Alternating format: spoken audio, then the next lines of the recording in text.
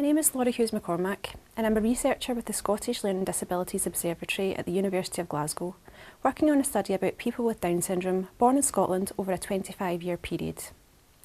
The study involved tracking all live births of individuals with Down syndrome from 1990 through to 2015. We linked this information to health databases and to identify how many children or young people died during this time. We also looked at the number of people with Down syndrome who were admitted to hospital during this time. The study found that 1,458 people were born with Down syndrome during the 25-year period.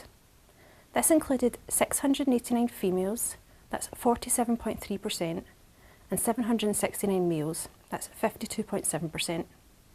Of this total, 96, that's 6.6% of people with Down syndrome had died compared to 23, that's 0.4% without Down syndrome.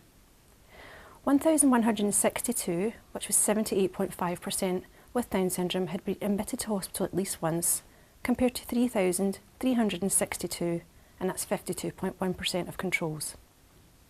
The average hospital stay was 3.5 days for people with Down syndrome and 1.6 days for people without Down syndrome. Further analyses are in progress. Initial findings suggest children and young people with Down syndrome have high admission rates, highlighting a need for family support.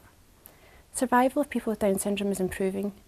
Information on survival trends is important for families and for service planners because individuals with Down syndrome are more likely to die from preventable causes and still die much younger than the general population.